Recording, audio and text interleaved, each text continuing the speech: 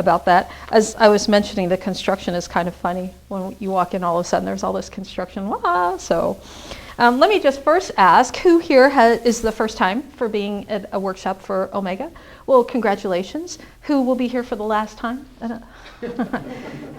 I like when the staff puts their hands up, like, where are you going? So welcome, for those of you who are new. I appreciate you being here.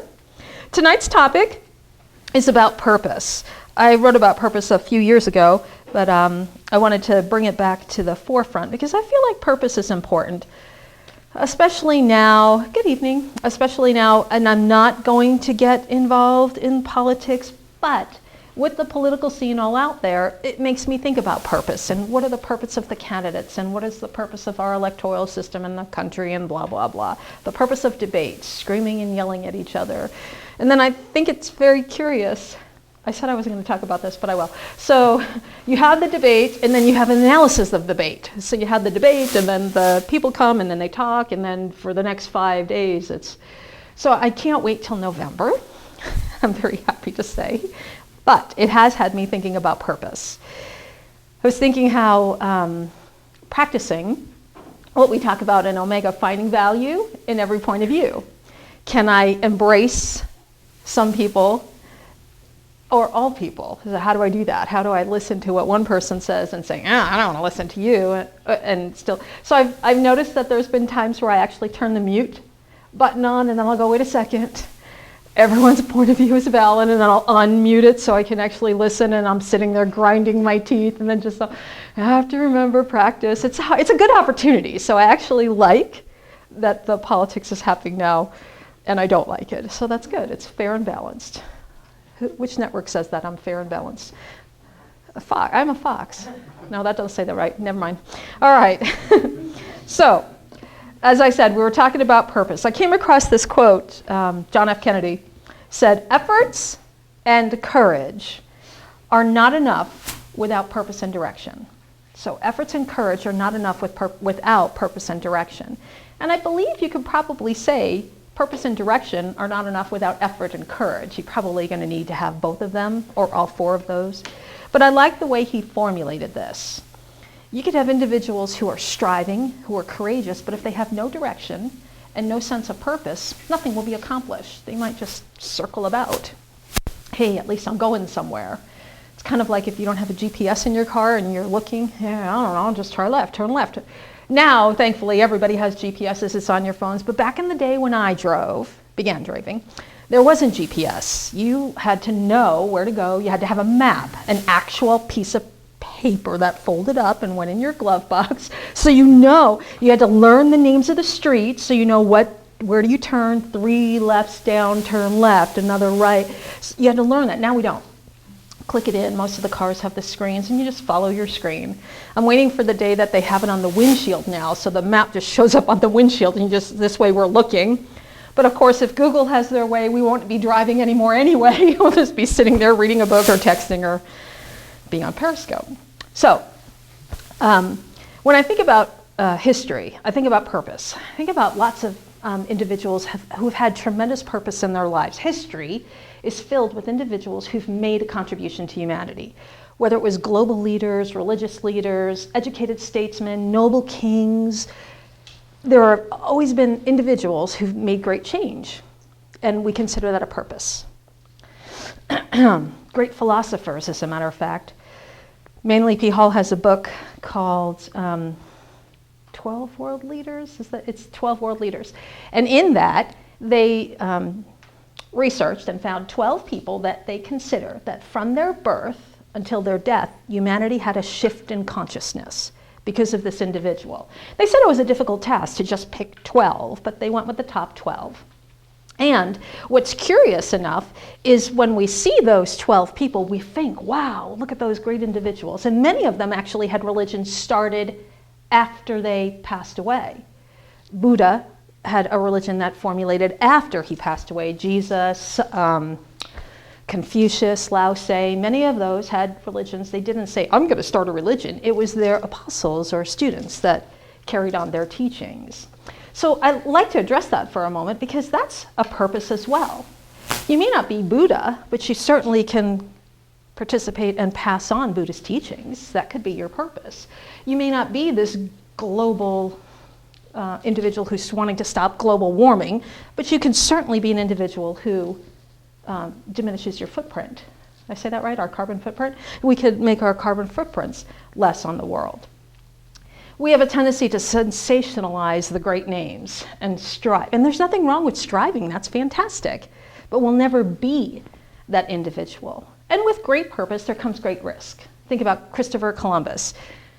It's a hard concept to think about because we fly all the time. But if we can bring ourselves back all the way to the 1400s, the only way for travel was a wooden ship for months on the ocean where you don't see any land.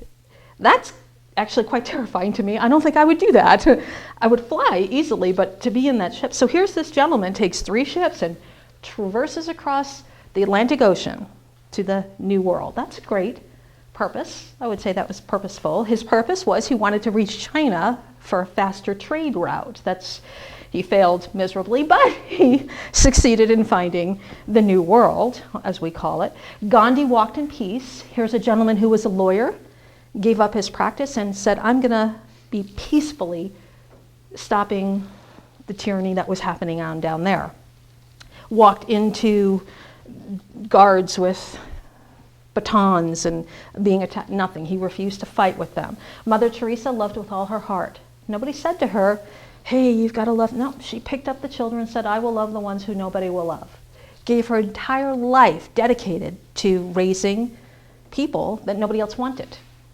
So there were only one Mother Teresa. Does this mean that there's nobody else out there doing that? Of course not. What I want to do is just make sure we understand that purpose doesn't need to be this grandiose, earth-shattering, I'm the most important person on the planet. Purpose could be anything that we're doing. Purpose could be your life is a purpose. Actually, I would say that your life is a purpose. But before I get ahead of myself, I want to just talk for a moment about the millions of faceless names of people who will never be in the history books, but yet their lives are filled with purpose. We may never know every mother who saves their children from a war-torn country. We'll never know their names. We'll never know teachers who inspire their students or fathers who work 2 jobs just to support the family. Their life is just as meaningful as Gandhi or Buddha or Socrates even. It may not have the scale, but in their cosmic world, in their immediate universe, it does. Think of a child who knows their father is giving their life for their own safety and security. That's very impactful. I used to talk about a story. It was a true story that happened in the 90s, I believe. There was a crossing guard, an elderly crossing guard at an elementary school. And a grandfather came to pick up his granddaughter in a van. Did they make vans still? It was a van. So the van, the grandfather is going to pick up his granddaughter in this van, but the grandfather had a reaction to his medication and slumped forward unconscious. When he slumped forward, his foot went onto the gas pedal and he veered right towards the crosswalk. In the crosswalk, I think it was 6 children that were in the crosswalk. So by the time all was said and done, there were 2 students and a teacher injured, and 1 person died. And so the story is, the crosswalk guard, he's the one who died. He saw the van coming, saw the kids, and dove, pushed them out of the way, and it cost him his life. As a matter of fact, this just happened recently too. There was a little girl who did the same thing for 2 little kids. She dove in front of them and got them out of the way, and the van hit her and took her life. So, does that mean that that person had a purpose? Absolutely. I always wondered, I would love to have done a study to follow the lives of those 6 kids and what kind of impact it must have to literally have seen somebody give their life for you. That had to be impacting. I've always wondered about that. I never knew, and I don't think the kids' names were ever truly released, but I think that's a great story to be inspired.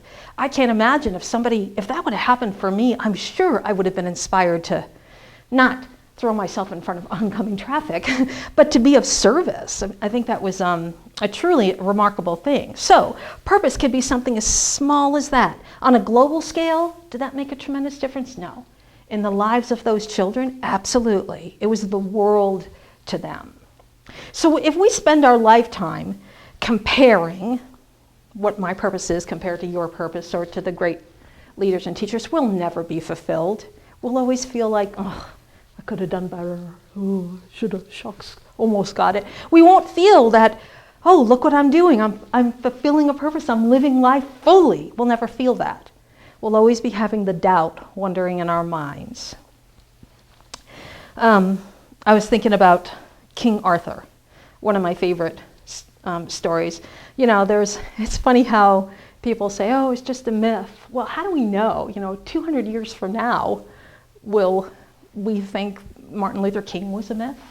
1,000 years from now, will they even talk about him anymore? I mean, we never, so I think it's funny how when there's no concrete evidence, well, it was just a myth. But nonetheless, he still represented nobility, dedication. He lived for the service of his kingdom. It wasn't just about him and getting all the gold. It was making sure that everyone was prosperous. A great true leader right there. And of course, I mentioned Martin Luther King as well. And of course, we talked about Buddha. But the thing that I think about when I review history and see these people who've made great contributions is that they were in the right place at the right time. And how did they get there? Practicing. They prepared themselves. Every choice that they made led them to an avenue that led them to what they were searching for. So it wasn't just a stroke of luck, it was preparation. That's what brought them to the moment that they need to be.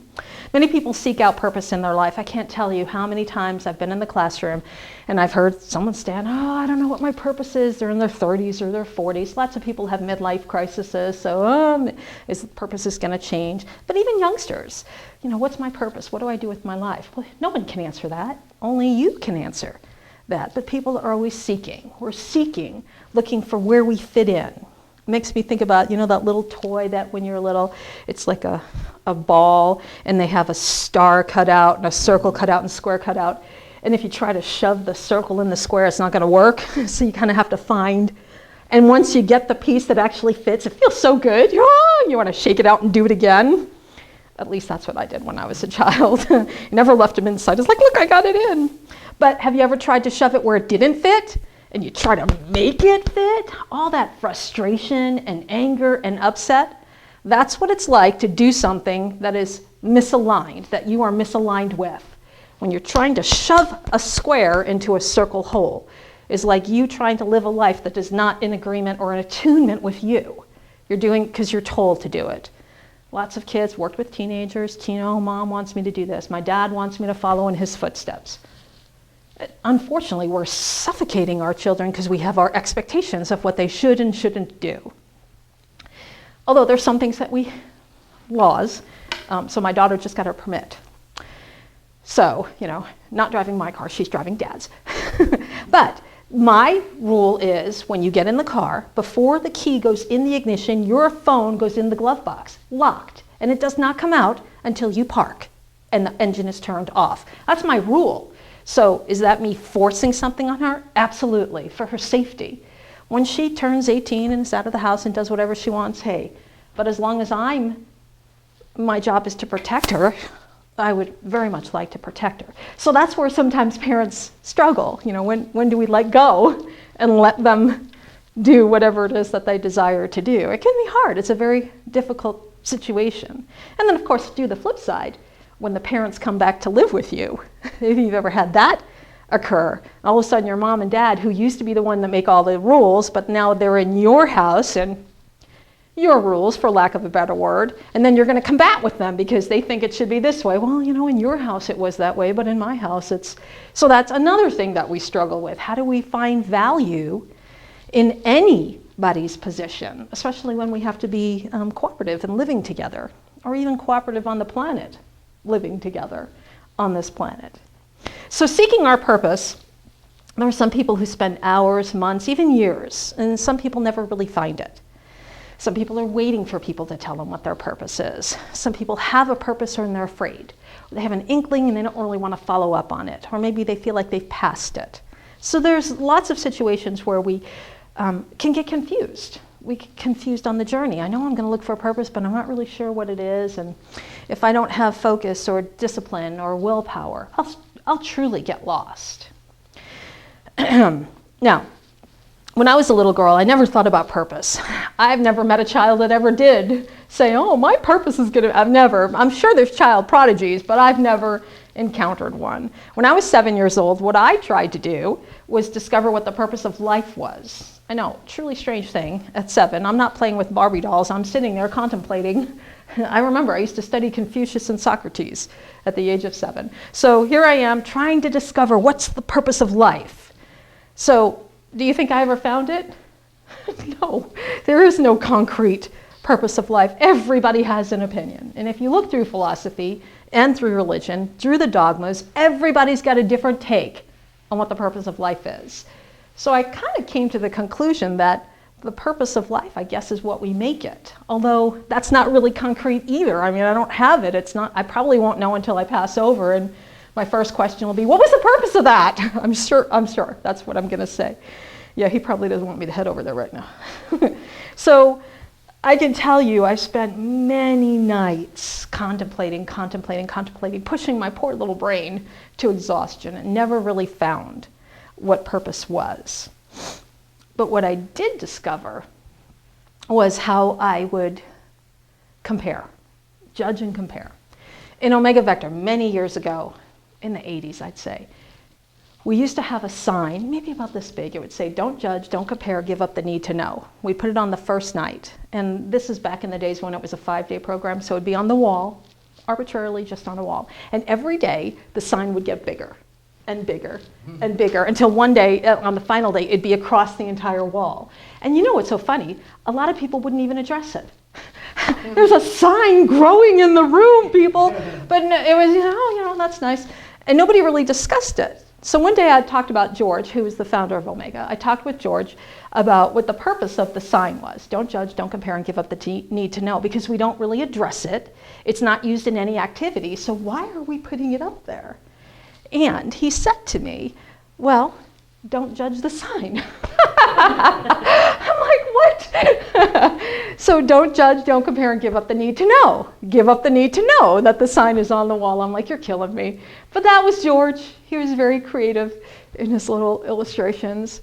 I came to understand later that it was really about releasing judgment and finding compassion for everybody, finding the value in every individual and not judging. The more we judge and compare and have to know, the less we have acceptance. So it really just boiled down to acceptance.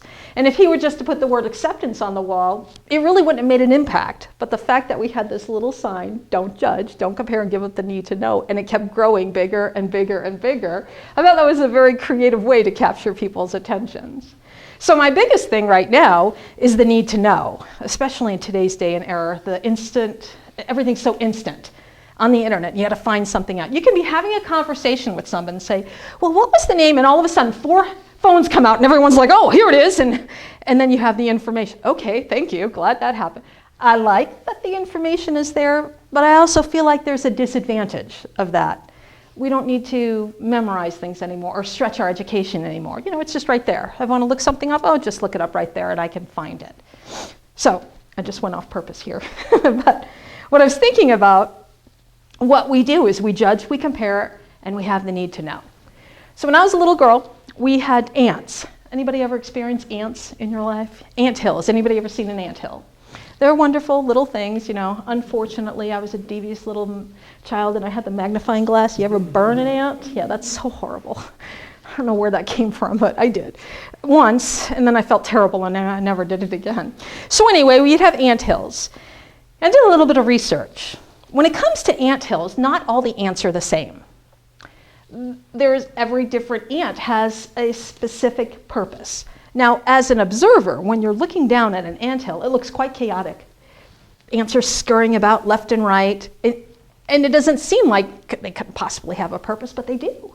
The ants have purposes. So I looked up and found a typical ant hill. So the number one, we could say, but I don't want to say number one because I don't want you to think it's the most important. It's just a ant, is the queen. The queen ant, some ant hills have more than one queen ant, but most ant hills have one queen ant. She's the one who lays the eggs. Her sole purpose is to lay the eggs. She essentially is a baby machine. Just lay the eggs, lay the eggs.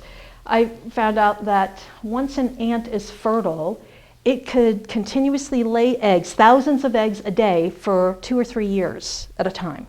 That's amazing to me. Think of all those little baby ants being born, sneaking into your house right now.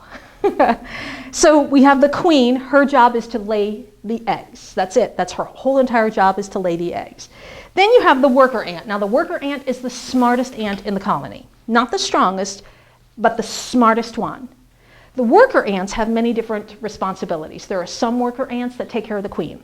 There are some worker ants that take care of the larvae and the baby ants as they're heading about. There are some worker ants that go out and forage for food. Some ants maintain the nest and some ants expand the nest. That's their job. So it's the worker ants that are doing, that's why obviously the work. They're doing most of the work. As I said, they were the smartest of all the ants. Then you have the soldier ants. They're the largest ones. The soldier ants are the largest and the strongest. As a matter of fact, they have very strong jaws, and many times they help the worker ants. Like if a worker wants to bring a leaf or something and it can't get it from the tree or wherever it's from, the soldier ant comes and chops it down and breaks it free for the worker ants. So the soldier ants can not only assist the worker ants, but they also protect from predators. That's what the soldier ants do. They protect from predators. And immediately I have this vision of the aardvark. So how does a soldier ant attack an aardvark? Well, I'm pretty sure a soldier ant can bite pretty hard, so I'm guessing maybe they literally just bite the aardvark until he finally leaves. Then you have the princess ants. The princess ants are literally just queen ants in the making. They don't really do anything until it's time for them to fly off and get fertile. So they go off, leave the colony when it's time, they get fertile, and then they go find a place to start a colony of their own. So essentially they live a very charmed life. I want so much to say, like the Kardashians. Okay, so then finally we have the drone ants. Now this is my favorite one. The drone ants are the only male ants in the colony. That's amazing to me. They're the only male ants. They absolutely do no work. I know you can read into that, but we're not going to. So the male ants, the only ones, and they have wings, just like the princess ants. So the male ants have wings, which is not very masculine, but delete that from the video. So you have the male ants with their wings. You know what their job is? To impregnate the princess ants. That's it. Their job is when the princess ant flies out, they fly with the princess ant and get the princess ant fertile. Once the princess ant is fertile, the drone ant dies. That's it. That's their entire life. That's heartening, disheartening to this poor little dude. Boom, get pregnant, well, I'm dead. And that's it. And the curious thing is the male ants come from unfertile eggs. So they're not from the queen. They're from any of the other ants that are in there, the worker ants, or well, actually it'd just be the worker ants or the soldier ants. That's it. Those are the ones that make the drone ants. That's their sole purpose. Now, of course, when we look at this, and let's say we like to judge and compare, nobody wants to be the drone. I'll be dead soon. But you know, without the drone, there wouldn't be a queen. And without the queen, there wouldn't be any other ants being produced. So everything is necessary. We all need to have value in that. As a little girl, I would have said, queen. Now, of course, I am the queen, so just kidding. My kids call me the high priestess, but that's another story. So we have the queen and the princess. Every little girl wants to be the princess, and every little girl wants to be the queen. The guys want to be the kings, I'm in charge. And we prioritize and say, this is more important than that, but that's not true, as I've already alluded to. We can make a case for the soldier ant. If you didn't have the soldier ant, there would be nobody to protect the predators from the predators, and there would be nobody helping the worker ants, so the worker ants might be limited. If you didn't have the worker ants, the queen may not be taken care of, the larvae may not be taken care of, food may not be brought in to the, I want to call it a hive, it's the colony. So each one has its specific role. None is more important than the other, and that's what a human being's mind cannot comprehend. We have a tendency to prioritize and structure, this is more important and this is least important. What we need to do is be able to flip that on its side and just say these are pointed values. Every single one has a point and a view and valuable. Each one of them are necessary. But we like to do this. Unfortunately, that's what most human beings do. We have a tendency to glorify the one at the helm. Unfortunately, this happens a lot in the sports arena, in Hollywood. We glorify the ones who are in the front. Oh, look how wonderful they are. And then we get disappointed when they do something that's not right. Remember when Charles Barkley played for the Phoenix Suns? He had a great commercial. He said, "I am not a role model." I love that. It was so poignant and honest. Don't look to me because I'm telling you I'm not a role model. I'm going to be disgraceful. I think that was very honest, a very honest ad. Now, unfortunately, what we have a tendency to say is, oh, just because you're famous, you become a role model. And we follow the ones who are famous. Again, I'm not taking a dig at Hollywood. My brother's an actor. Understand life as they know it. But we have a tendency to sensationalize things. So even at Omega, I know I've experienced this many times. People, oh, it's Anne Marie. But I'm telling you, 26 years, I know this woman right here does it, 26 years has led me to where I am. But in 26 years, I've literally worked with hundreds of staff members, thousands of volunteers, facilitators. It's not just me, it's all the people who are behind me. And all of them have purposes that are just as important as mine. Had George not written the program, I wouldn't have anything to deliver. Had I not had facilitators share the room, we may not have expanded as far as we did. So every single person had a point. But we have a tendency to sensationalize the figure, the one in the front. Oh, that's the most, I can't tell you how difficult it is if somebody sees me outside of a training and I'm rolling around in the mud with my grandchildren. Ooh, that's gross.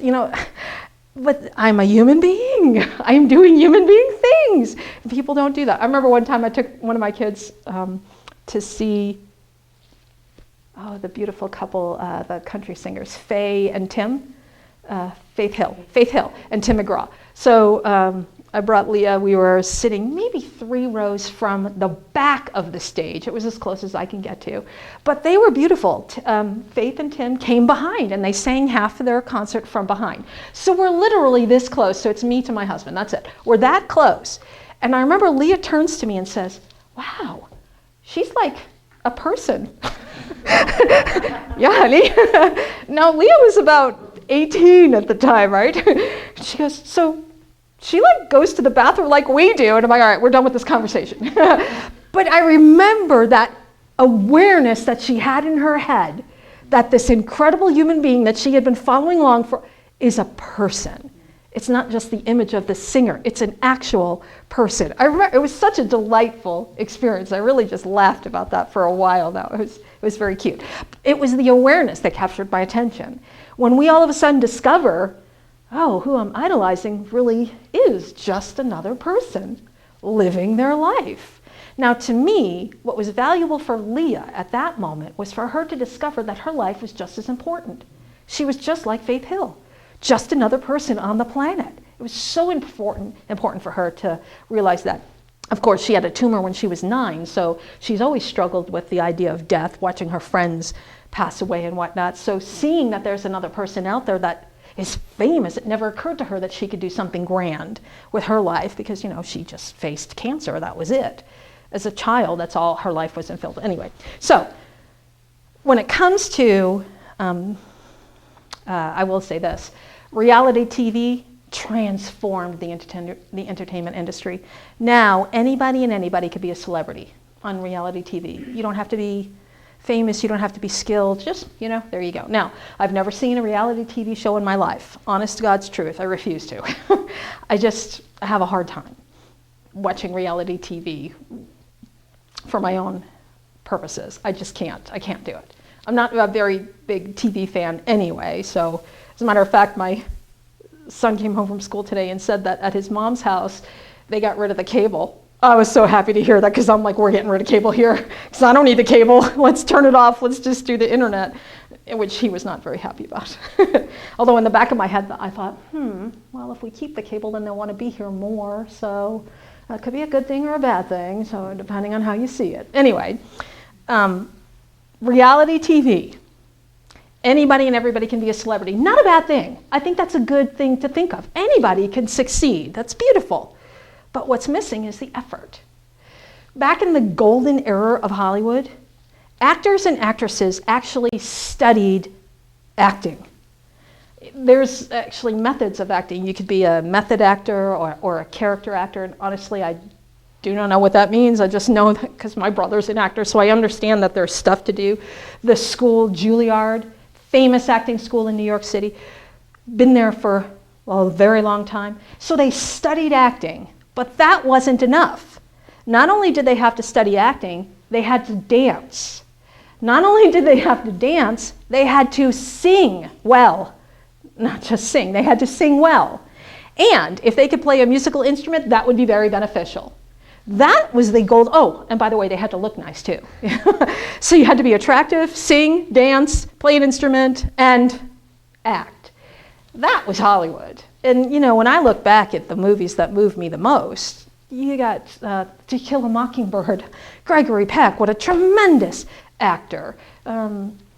Most of the black and whites, I want to say my mind is gone right now, but the one I always watch at Christmas, It's a Wonderful Life. Beautiful acting in there. So what we have is an era where people really put the effort in to today's entertainment, where anybody with a video camera or a phone, I know that nowadays a lot of people get famous by YouTube or Twitter, but there's a lot of singers that I guess are very famous by YouTube. My daughter was showing me that there's something called SoundCloud where you can sing somebody else's song, and sometimes the person who's singing it sings it better than the actual artist. So that's how people are getting famous now, through YouTube and through stuff like that, which I think is fine. That's their intention or their purpose. It's just not what I remember Hollywood to be, like effort. Again, I want to just go back to the idea of effort. Natural talent, when we have our natural talent, we can groom it into success. We truly can. Many people know the story of Tiger Woods. Hell, not the recent tabloid stories. The stories of him as a golfer, a really tremendous golfer. Started playing golf at 3 years old. 3 years old. And what he did was he honed his skill, he practiced, and I mean, phenomenal golf player. Just an absolutely phenomenal golf player. From New York, so of course I have to mention Derek Jeter. Have to mention him. Can I say it? Derek Jeter. I'm sad because he retired, but anyway, story is he slept with a glove and a ball every night. He had a glove and a baseball. That's what he slept with. Some kids had teddy bears. He had his glove and his baseball, and that was it. Practice, practice, practice. There's many times, interviews I've seen him, he said that he would be out back playing practice pop-up or hitting with his dad until the sun went down, until his mom would be saying dinner. He wouldn't be out with his friends. He sacrificed and dedicated his life, and it was a phenomenal baseball player. So I want to recently go to Peyton Manning. Everybody know Peyton Manning? Anybody not know Peyton Manning? So Peyton Manning, football player. You know what football is? Okay. Peyton Manning has a brother who is also a quarterback. So Peyton Manning's a quarterback, and he has a brother who's a quarterback. His father actually was a quarterback as well. So you have a family of quarterbacks. That's phenomenal. You usually don't see that. So Peyton Manning, a far superior quarterback than his brother Eli, which I shouldn't really say because Eli plays for the Giants, but I'm going to say it anyway. So here's Peyton Manning. He announces his retirement. Just recently, a few days ago, I think he announced his retirement. He was in the NFL for 18 years. And what's beautiful is he just retired. They just won the Super Bowl in February. The Broncos beat the Carolina Panthers, which I was so happy about. So that was a judgment, I know, but I had money on that game. So the Broncos win. Peyton Manning wins. But Peyton Manning didn't win the game. We know Peyton Manning, but the way he won, he had a line of offensive linemen that protected him to give him enough time to pass the ball. He had receivers who were skilled enough to run a pattern and make it to where the ball was supposed to be. He had people he could hand off to and knew how to cut through and break through the lines. So it wasn't just him, it was a team effort. But what we do is we sensationalize and say, Peyton Manning, Peyton Manning. Now, I'm not wanting to discount his talent, very talented man. But without his talent, how many people in the NFL are talented? I mean, the NFL is filled with talented quarterbacks. So what makes one man stand out above the rest? That's a great question. I remember watching the Super Bowl this year. It was intriguing. They had 50, because it was the 50-year Super Bowl. So they had every Super Bowl MVP show up, and they had them all on the stands. And what was amazing to me was half the guys I had no idea who they were. Most of them I did, though. You could recognize the name, Phil Simms, but a New York Giant would know Phil Simms. Most people wouldn't know Phil Simms if you weren't a Giants fan. But anyway, so we had these 50 people out there, and I looked at those guys, most of them were quarterbacks, and I thought, wow, that's 50 years, and there's only 50 men standing there.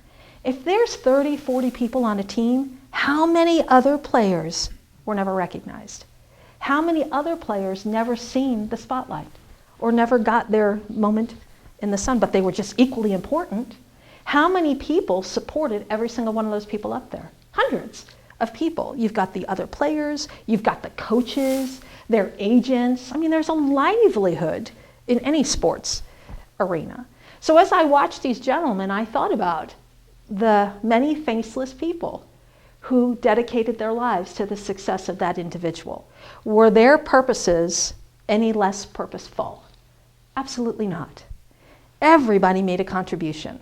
Everybody makes a contribution. Your life, as I stated earlier, is a contribution. So, if I think about, as I mentioned, several of the individuals, what I think about is intention and sacrifice. Derek Jeter, intention and sacrifice. Tiger Woods, intention and sacrifice. Peyton Manning, intention and sacrifice. Intention with intending, I'm intending to do something, and sacrifice. I have to give up something to achieve my goal. Now, we all know this. Anybody ever been on a diet unsuccessfully? So when I'm on a diet, I intend to lose the weight, so I have to sacrifice my sweet tooth. So I have to give that up. If I want to lose weight, I can't indulge in something that's not going to help me lose weight. If I want to save money, I have to sacrifice the impulse buys. I won't get that today. So I have to sacrifices involved. They're interchangeable, or they belong together. They're dynamic, inseparable. If I want to be married, I have to sacrifice the single life, much to my chagrin. I'm kidding.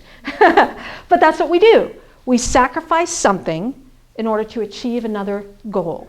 I sacrifice in order to achieve. So there's my intention. I know what I'm searching for, and I have to get rid of things that are not assisting me on my destination. If I want to go to LA, if I want to drive to LA, driving east is not going to help me. I have to go west.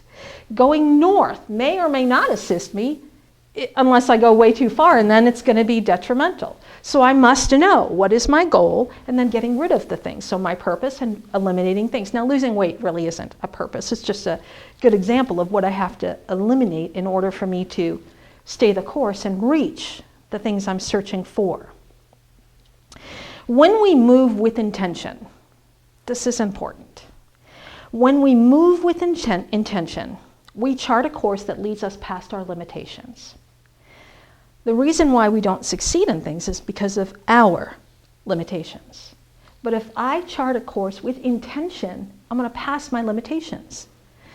I don't see them as limitations. I see them as opportunities. Great story. George used to talk about this. Had a printing company, offset printing, back in the days.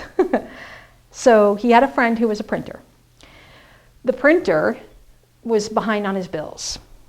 Clients weren't paying, the cycle. A client doesn't pay you, you can't pay your suppliers, and so on and so forth. So you've got the chain of events unfolding. So this printer couldn't afford the bills. The electricity was shut off in his shop.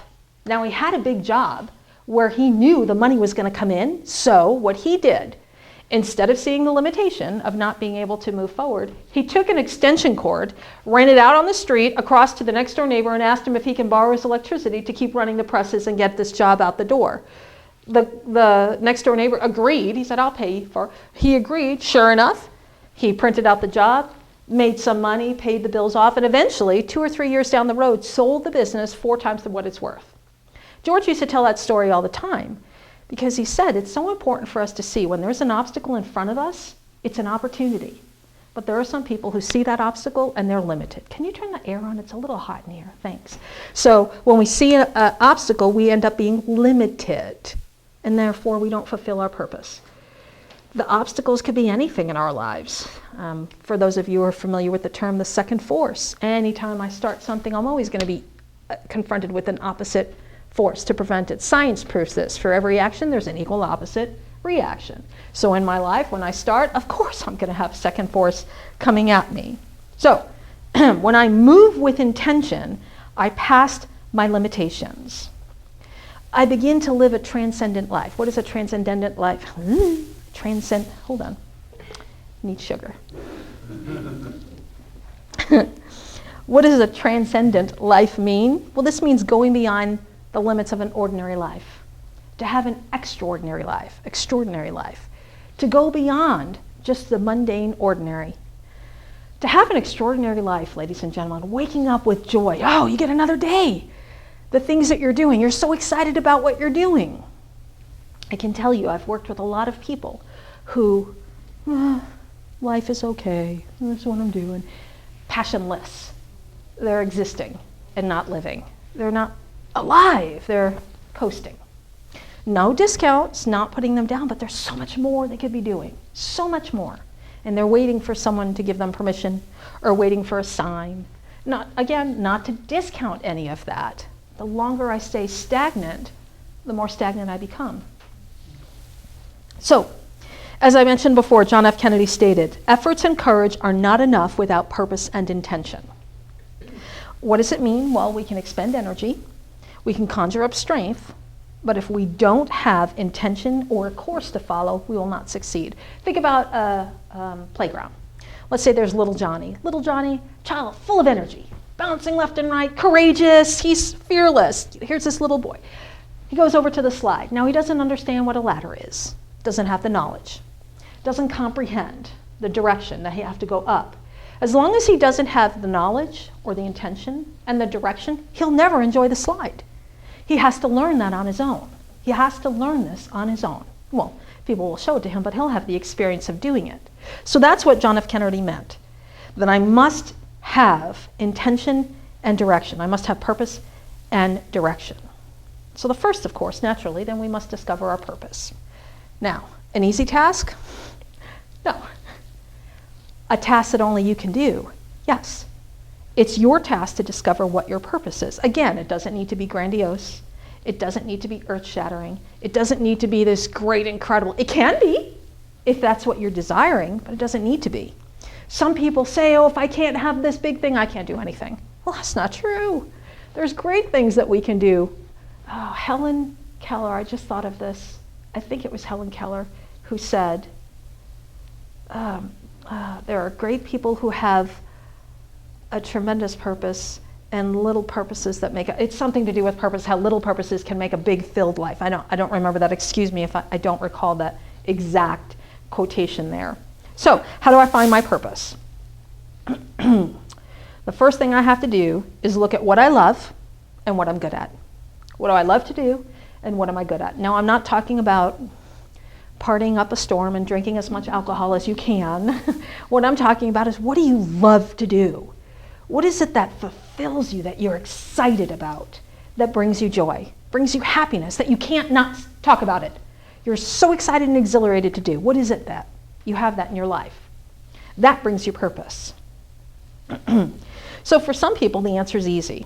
Being a mom or being a parent. That brings great joy to being a mom and being a dad or a parent. Perhaps that's your purpose, to raise that child to be the best human being that has walked the face of the planet Earth. Some people have a great purpose of being a chef, a cook. I mean, they go in the kitchen and make something out of nothing. That's amazing to me. And then some people actually become professional chefs.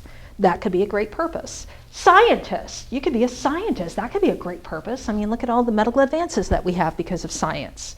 So all of those may not be as grandiose, but they're great. I don't mean to say great, I don't want to sound judgmental. They're purposeful. If they fulfill you, it's a purpose.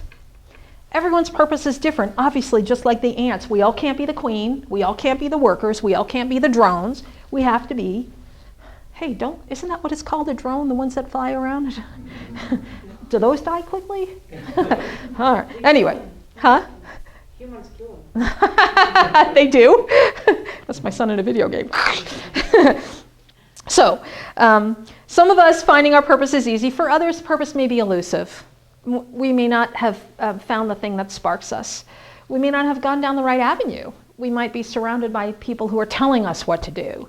We may not have ventured out of our own lives or ventured out of the house yet to discover what purpose is. As I said, in the classroom, I've had people who talk about this, that they're searching for their purpose. And unfortunately, we don't teach our children to look for purpose. We guide them to find a career and to make money. But we don't guide them to find a purpose. Some people, they use religion, the education, the religious system. They take the kids to church or the synagogue and instruct them on faith and belief. That's a purpose that could lead us to a form of purpose. But we really don't sit down and talk to our kids and say, what excites you? What do you want to do with your life? How do you want to burn? What do you want to, I'll burn an effigy. Burn. How do you want to be brilliant? We don't do that with our kids. And I know as a 6 or 7-year-old, that's very difficult to find purpose on that. But as they start becoming teenagers and they're starting out in life, I find it's curious. At 15 years old, you can start driving. 15, but you can't vote until you're 18. You can't legally drink until you're 21, but that doesn't really hold water. Most kids are already drinking by the time they get to 21. So our life says you can drive, you can have direction at 15. But we don't talk about where to go. We just say you can go have direction, go drive and motivate yourself, but we don't tell them where.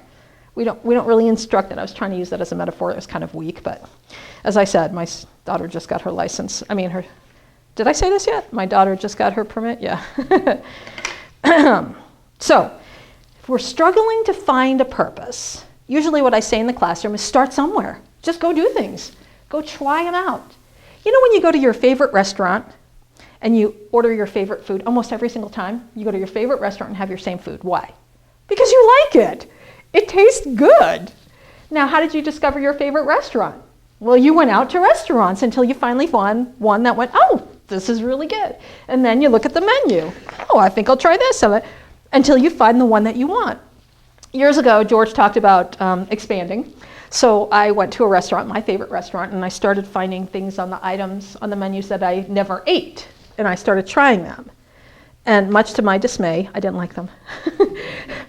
There was a reason why I had a favorite meal, because I knew I liked it. There were some times that I tried things and, not bad, but traditionally I would stick with just the things I like because I know I like them. My son said this to me today.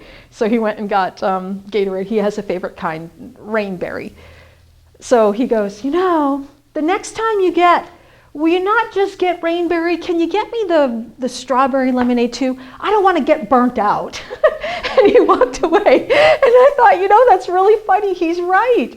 If you eat too much of one thing, you're going to get tired of it. And he's wise enough to know he doesn't want to get tired of it. He wants to have more options. Same things with the cereal. Can you not just get me this? Can you try me another? So I think that's brilliant that he's wanting to stretch out and try things. And, he's the one I think is going to do great because he likes to try things. My daughter, she wants to fall. But he's like, I'll try anything here. It's funny, he doesn't like vegetables either, but he doesn't know that in the protein shakes I make him, he's eating vegetables. He loves them. Yeah, you just keep eating that spinach and kale. We're doing good here for you. So, as I said, when you go to a restaurant, you always find the thing that you want. But we try things. You go out and try things. Haven't found your purpose? Try things.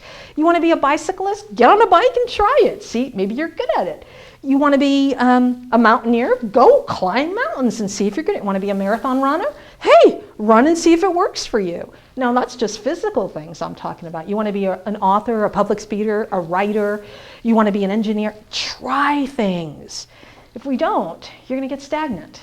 And the more stagnant you become, the less movable you are. You get sedentary. Unfortunately, we get sedentary. I was just having this conversation with my husband the other day. Back in the old days, remember when we were kids? You went outside and played. We went out and played. We actually had school clothes and play clothes. You came home from school, you changed into your play clothes, and you went outside and didn't come back in until the sun went down. That was it. We were active. We ran around, and we were skinny. I mean, we were active, physically fit. We could run for hours. It was great. Today, children don't go out and play. They're so their thumbs are going to get longer, I'm certain of it. Fully engaged. It doesn't mean they're not being engaged. They're still engaged, but there's a physical consequence happening to their bodies. I can see it. I love the movie WALL-E. Have you ever seen the WALL-E? So you got these big old people floating around on these things, and they've got the computer screens, and they're talking to the computer screen to the person right next to them. But they're both talking to the computer screens instead of talking to the person. I'm seeing society heading that way. We're talking to computer screens. So what I was thinking about on that was the purpose of, like with video games, it's taken away our physical activity. So that's something that we don't think about. That, oh, we could do something physical. It seems to be it's not an option out there. So, as I stated earlier, let me say this. Can our purpose change? Can purpose change? Absolutely. Our purpose can change. Suppose you discover your purpose is to be a parent. Once your child is raised, what do? Your purpose is over. Well, now what? I've dealt a lot with this with some clients that when they retire, they are devastated. They can't wait for the day for it to be over and not have to do anything. What they're looking for is not being told what to do. But they're unaccustomed to telling themselves what to do. So now that they're retired, they're bored, restless, bored, silly. So some of them drink and play golf. Some of them drink and gamble. Drinking always seems to be involved. But that's some. It's because those are the ones who didn't prepare. They didn't see the next purpose. Once their job is over, they didn't prepare themselves for the next one. There's other clients of mine that when they retired, they travel the world. I mean, I hear stories of the turtles on the Galapagos Island. I didn't even know how to say the word Galapagos until they introduced it to me. So I've heard great tales of safari adventures and in the Egyptian pyramids. I mean, they're loving traveling, and what they're doing is writing travel logs so that their kids and their grandchildren can experience it as well. Those are people who prepared. So the same thing what happens with people who once they're parents and the child moves on. Can you change your purpose? Absolutely. Child's out of the house, well, what do we do now? I've seen lots of parents start volunteering at homeless shelters. Still being a parent, they still get to take care of child crisis centers or anybody who needs assistance. So you can still have part of one and just bring it forward to the next level, to the next thing. The important thing is once you've reached your purpose, to find another one. Otherwise, you'll get dormant again. And you'll reminisce about the days when, instead of moving forward, finding something else to do. I love Carrie Underwood. The thing that's phenomenal about her, this woman just keeps transcending and keeps continuing on doing things that people forget where she started from. She started on one of the reality shows, singing shows, right? Wasn't she like one of the first, second people that won? So she won that. She's delivered how many records? She's won Golden Globe Awards, the Grammys. She's won a ton of Grammy Awards, writing, producing. So when you look at her today, you forget everything else that led her to where she is. I mean, she just keeps going from one to the next, continuing on. That, I think, is masterful. Will Smith is another really good example. So here's this rapper. I saw an interview with him. He was actually quite funny. He's this rapper, a teenager, and somebody comes up to him and says, hey, we want to put you on TV in a comedy. And he said, they never asked me if I knew how to act. They just threw me in there. So he went in and he said, I just decided to be a punk kid like I was. He said, I didn't really do anything different. I just was who I was, and it seemed to work. And then so he had his singing, and then he went into acting on TV. He started on, what was it? Fresh Prince of Bel-Air, off of his song. So he started on that TV, and then what did he do? He's a blockbuster, highly sought after A-lister actor in Hollywood. Started out as a rapper. That was it, a rapper. Not a candy wrapper. I'm sure you know what I mean. So he started out as this rapper. But I loved how he said, nobody bothered to ask me if I knew how to act. Did that stop him? No, he won't go with it. What's the worst thing that can happen? It doesn't work, it doesn't work. And I think that was quite a successful program. As a matter of fact, my kids watch that now. They could recite that song from beginning and backwards and forwards, because apparently it's what is it when something old comes back into play again? Retro? Apparently it's pretty retro right now. So, can my purpose change? Absolutely. My job is just to continue forward and keep looking for it. So as I stated earlier, as a child, I looked for the purpose of life, never found it. Grateful that I actually did find my purpose at a very early age, but I stumbled into it. Now I say I stumbled into it, but truth be told, because I'd been thinking about purpose for such a long time, I think it led me to avenues, which led me to the road, which led me to Omega. So I walk into the doors of Omega, fell in love with it.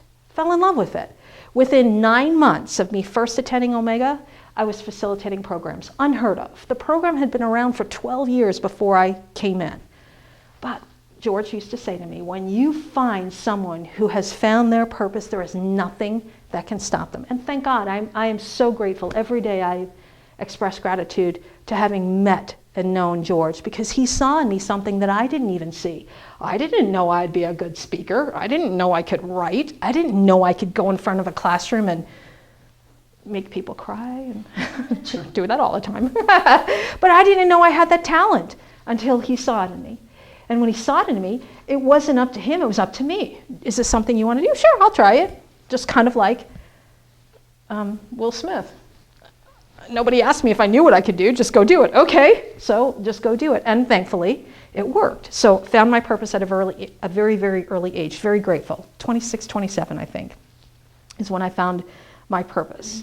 So I believe for me, my ultimate purpose, if I had to say the goal, the ultimate goal that I have in my life would be to make a contribution to humanity. Many of you have heard me say this before, to make a contribution to humanity. That's my ultimate. Will that change? I'm not sure, because I think I'm not dead yet, so I'm going to keep trying to make a contribution until I take my last breath. So what I have are goals, little goals that I do, and each one of those goals lead me towards my ultimate purpose. So delivering a workshop. As a public speaker, you deliver a workshop. Well, I intend to make the workshop to be a contribution, to make people think, question, not satisfied with what life is. Hey, is there anything I can do? That's my goal, to get you to think. When the workshop's over, that purpose is done. That goal is done. Move on to the next task. But each task could lead me to my ultimate purpose. That's a life filled with intention. That's a purposeful life. You all have the ability to do that. When I live with a purposeful life, then my life is transcendent. So, writing a book, as a matter of fact, people who are authors, when you write a book, it's not about just putting the words on the page. It's about writing something that has meaning, that's inspirational, that can make a contribution. All of it can tie into play. Being physically fit and healthy, something I've always talked about. Don't do very good, but I am striving to be physically fit and healthy. Why? Not just to look good and feel good, but if I'm healthy, then I'm able to deliver workshops, which enables me to make a contribution. You get where I'm going here. Everything that I do, I can say, is leading me to, not everything. I strive to have intention with my goals. Once we discover our purpose, then we prepare for it, just like when we take a trip. So let's say you want to go to Maui, right? You want to take a trip to Maui. Please take me with you. But nobody laughed about that. I'm serious. I love Maui. When you're planning to go to Maui, the first thing you do is you do research on the flights and hotels. Actually, the first thing you do is you have to allocate time to go there. Once you have your time allocated, then you research for the flights and the hotels and your transportation. Once you have your transportation, then what you do is you look, what can I do? What are some of the things that I could do when I'm in Maui? Do I want to go snorkeling with the turtles? Do I want to do the zip line in the rainforest? Like, what are some of the things that I can do? So I look for my activities. Once I have all that settled, then the last step is packing. Once I pack, then I'm ready to go on my trip. So it's all about preparation. That gives me direction. So I have preparation and direction. Now I know that's a very simple and crude illustration, but that's really what it boils down to. That I can't be a public speaker if I don't practice. You can't do the job that you do if you don't practice. I mean, it's all based on what my intention is and the purpose and the sacrifice that we talked about as well. Focusing in. A couple of years ago, my husband and I were talking about purpose. And he came up with this, I've seen this before, but he came up with it in a way that I hadn't seen it before. We share an office in our house. So what he decided was we should make a format. Have the ultimate purpose at the top, and then break it down. Okay, so if this is my ultimate purpose, in 1 year's time, what do I hope to achieve? And then break it down still. In 1 year, so in 1 month, what do I hope to achieve that will lead me to that year to us being successful? Then break it down even more. This week, what can I do to lead me towards that purpose? And I took it down to a day. What can I do today to lead me to that purpose? You could even take it, if you're insane, to hours and seconds, but I didn't do that. So having that in front of us every day, we would look at it and remind ourselves, this is what I plan to do today. That would lead me to the contribution for the week, which leads me to the month, which leads me for the year. Now, that was a great idea, and then life got in the way. As a matter of fact, I think we looked at it, was it 2013 that we started, or 2012? 2014, so it was 2 years ago. That tells you how successful I was on achieving those little individual goals. However, it was a great thing to do. When we break it down, it seems attainable. If I have this great idea up there and I get, how am I going to achieve that? Well, you just got to do step by step. That's one of the things that we have to do. We accomplish things. So again, how do I translate this into an easy thing? Let's say my goal, an ultimate goal would be physically fit and healthy. So let's say I want to lose, 24 pounds. I actually wrote 100 pounds here, and my husband said, you can't lose 100 pounds. You'd be nothing. So I'm using 24. Let's say I want to lose 24 pounds. That means each month I would strive to lose 2 pounds, which means each day I would strive to lose a half a pound. I mean, it makes sense. When I break it into that, it doesn't seem like it's a very difficult thing. Now, losing weight is just an example, but I don't think many people have that as a purpose in life. Being healthy and physically fit may be your purpose, but losing weight, again, just an example. But perhaps you might want to be a dietitian, or maybe you want to help other people lose weight, be the guys in the gym, the coaches, the ones personal trainers who help other people. Hey, that's a great purpose. Helping other people get healthy. That's wonderful. Richard Simmons, that's his entire life. He helps people get healthy and makes them laugh while he's doing it. So here we have it. You could have that as long as you understand what it is. Then what do you have to do? Prepare for it. If I want to do that, then I must prepare for it. So some people don't want to prepare. They just want it to happen. Just want to be able to say, well, here's what I want to do, and let it unfold. Not going to happen. As a matter of fact, I skipped over this, but I will do this. I found this. I used to have this too. This is a journal that I had. In your journal, or in my journal, and I really would suggest this, I was just reminded of this today, to take a journal and every day write down 10 things that you could work on, a goal. So in the beginning of my journal, I actually put my ultimate 10 things that I'd want to achieve for 2016, like I mentioned with Mark earlier. And then on my goal, my daily goal. So let's say I want to lose 20 pounds by my birthday. Okay, great. So let's say as I'm going through in 2-3 weeks, well, I don't have to lose 20 pounds now, I only have to lose 15. So I edit it. So as I'm working this, one thing that's really good about it, it's a constant reminder. It keeps it fresh in my mind. It's not one of those things that I said I was going to do, and years later I go, oh, that's right, I said I was going to do that. This leads me to be successful. So I really encourage people to do this. I think it's a great idea every day to look at it, modify it, change it. And once I succeed, add another thing. And I'm a crosser. I love crossing things off. It's kind of a sick habit, I guess. So when I have a to-do list, I don't eliminate the item, I leave it there, but I just cross it off because I want to know, hey, look, I succeeded in something. So sometimes I'll have a to-do list with like 15 items crossed off and only 2 that you still need to do, but I hang on to that because, hey, look, I did something. It's just my own little thing. But I like the idea of having a journal where I could look at it daily to lead me towards my purpose. As I said, ultimate purpose, and then one individual, slowly goals. The more I keep the goals in mind, the more likely I will be to succeed because they're in mind. What am I thinking about? How do I manifest this? How do I make this happen?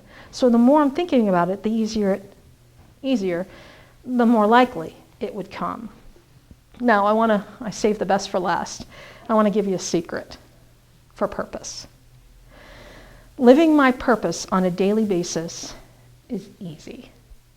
Living your purpose on a daily basis is easy. Once you find out what your purpose is, all that's required is intention. Just put your mind to it. Intend. How do I do this? It's easy. Well, my actions, it requires us to be conscious. It requires us to have a strong will. It requires to be disciplined. But if I have those, if I'm working on it, all I need is intention. Intending is quite powerful.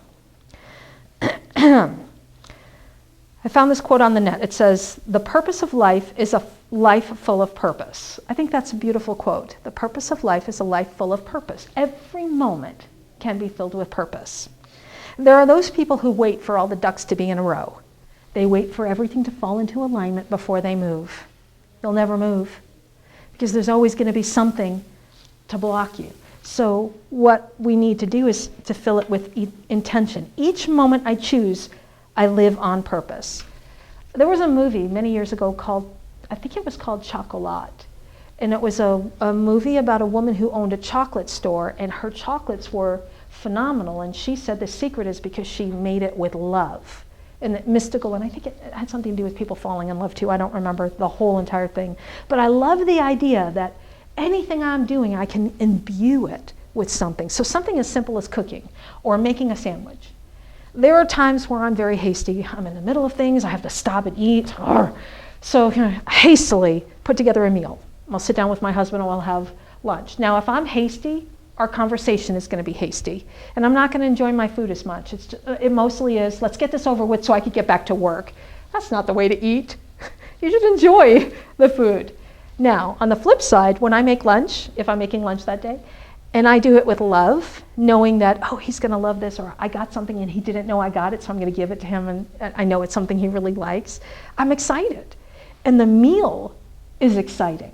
So I can have a lunch and enjoy my lunch, enjoy the conversation. If I make the meal with love, you know what? The conversations are filled with love. It's very quite easy. Whatever I'm putting out is going to come back to me. So if I live with intention, it will come back to me. I'm putting it out there. So I love the idea of the cooking aspect. If I'm cooking dinner for them, now I'm a vegan, they're meat killers, eaters. So they eat meat. I don't mind making it. I don't mind. I'll make them chicken or fish or something. But I know that if I'm doing it with love, knowing, oh, Joseph really likes this spice, I'll put this in here. And Jenna doesn't like red sauce, so I'll make sure hers. When I do that, even if they don't thank me for it, the conversation at the table is delightful. Even though they don't recognize that each person has a different meal, even though they don't recognize it, the conversation is different. The interactions are different. Last week, we had dinner and we sat, now these are teenagers, we sat at the table for over an hour after dinner was over. That doesn't happen very often, but I really think it had to do with the intention of the meal. Mark had prepared it. We were sitting there laughing and enjoying each other's company, and normally, no bickering. I was shocked. I wanted to get my phone out and record it, but no phones at the table. But I was quite surprised how just a simple meal of intention with love can change the environment. And that's what I mean. Every moment can be filled with intention. Every moment can be filled, imbued with purpose, whatever you decide what your purpose is. Now, living a life on purpose has many rewards. It does. It really has many rewards. One becomes magnetic, meaning you attract things in your life. You become very energetic. You're on fire. You really have energy and enjoy life. You're blissful. You are joyful, happy. People gravitate towards you. They want to know what the secret is. What are you doing? What drugs are you taking? Not that, but they want to know what's going on here. What happened? Did you just do a training? Have you been to Omega?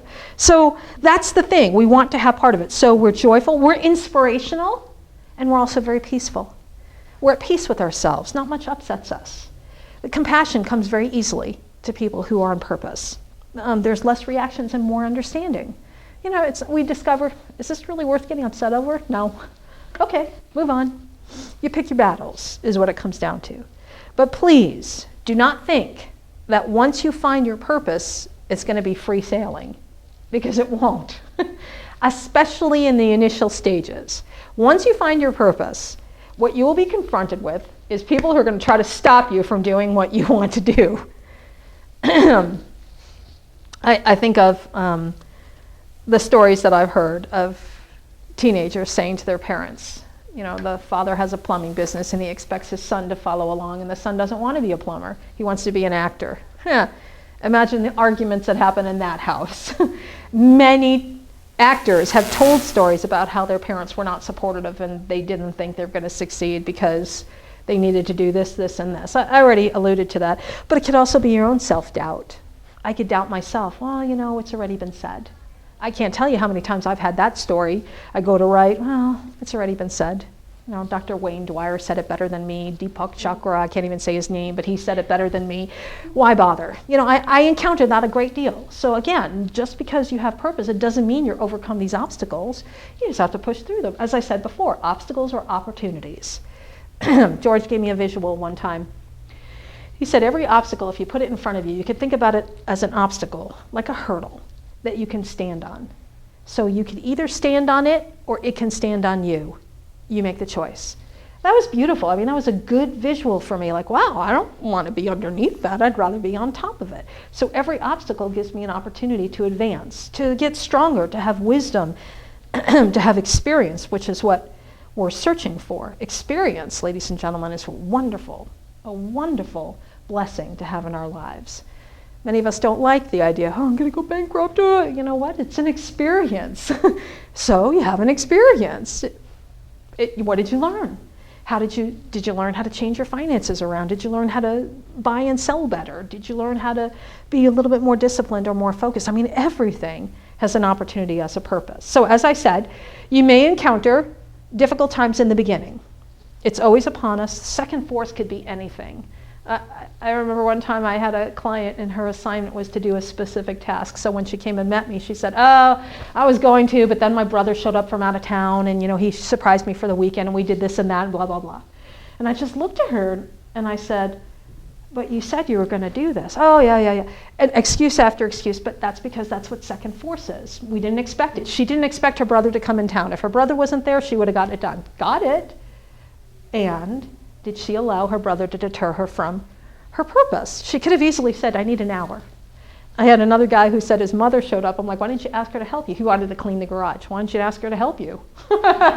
She would have left you alone, or she would have helped you. So either way, you would have got your task done. So we allow, family sometimes is the most difficult second force we have. But then we also have friends, our health.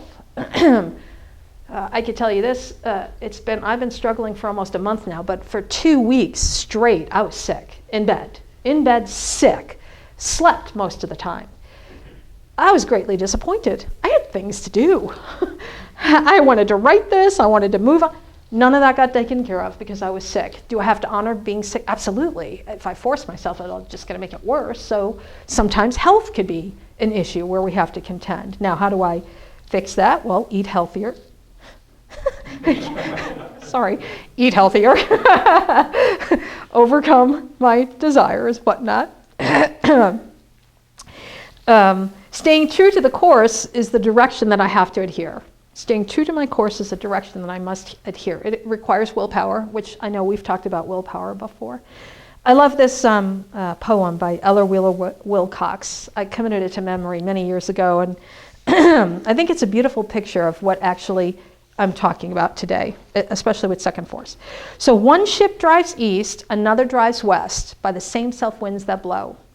'Tis the set of the sail, and not the gales, that determine the way they go. Like the waves of the sea are the waves of fate as we journey along through life. 'Tis the set of our soul that decides our goal, not the calm or the strife. So if I have my soul set on a vision, on a purpose, on a horizon, it doesn't matter if the waters are calm or treacherous.